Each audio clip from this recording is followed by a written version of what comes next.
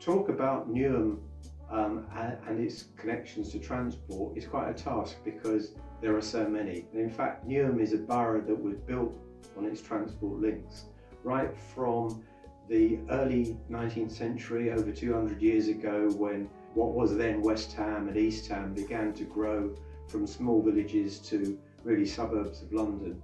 There were transport links into London. There were no less than 200 coaches backwards and forwards every day, even before the railway came. And then, of course, the motor car arrived and replaced horse-drawn transport. And Newham today really has got transport links in every conceivable form, from railways, overground and underground, buses and taxis, but also an airport. You can get across to the south of the river by foot through the North Woolwich Foot Tunnel, by ferry on the Woolwich Ferry, and even by cable car over from the new City of London Mayor's Office to North Greenwich. And one more to mention, really important, of course, until the 1980s, were the docks. And into the docks for 150 years, ships came and brought many, many people to Newham.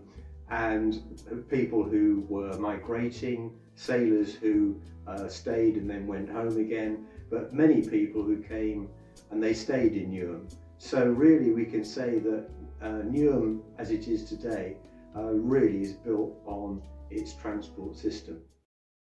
And Charabancs and Cadillacs as a project really celebrates that transport history and draws on it to sort of build on people's memories of using transport for work, for pleasure, to come into the borough and leave the borough, and so many different ways that transport's been used over the years by people.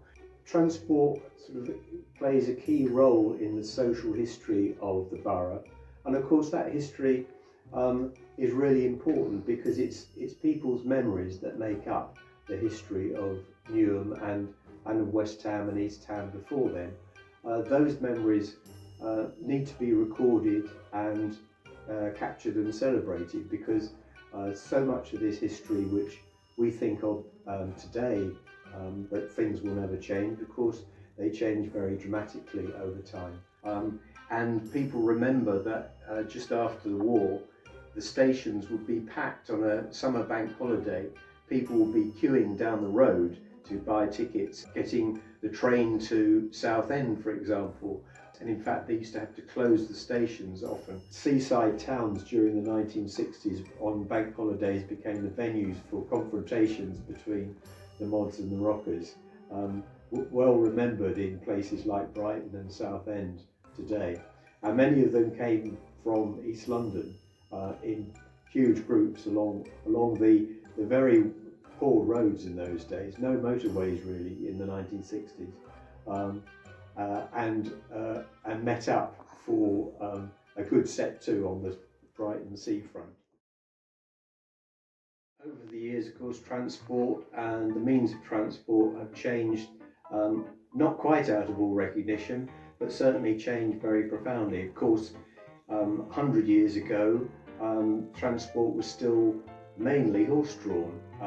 Even the buses were horse-drawn, and they were replaced sort of just after the First World War, about 100 years ago, by introduction of motor buses, which had open tops. One of the key changes has been that people used to be able to smoke on buses and on the underground.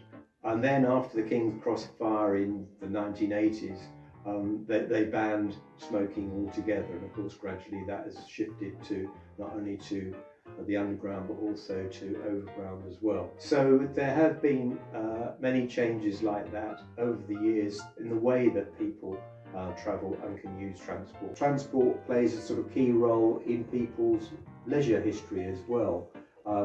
From before the Second World War, when cycling was a hugely popular pastime in East London, especially in areas like Newham. Well, in West Ham, before Newham existed, there were many cycle clubs right from the 1900s right through really till the 1960s, when they began to disappear because really there were just too many cars on the road and cycling became more difficult. When cycling began to decline, motorcycling became a very important part of lives of many people, and many of the cycle shops went over from fixing bikes to fixing motorbikes.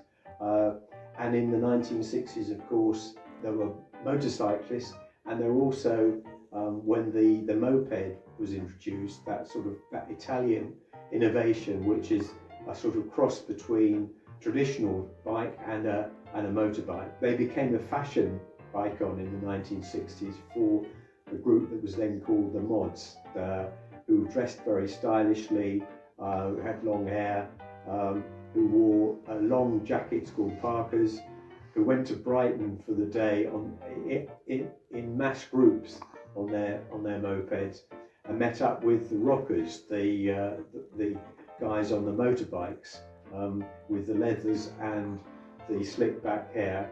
So those changes need to be remembered and recorded, and people's experience of those changes is important too, as well as people's experience of the wider uses of transport, people who came to Newham from all parts of the world, using, first of all, coming on ships, and later on coming by plane. And those memories too make an important part of Newham's history as a borough.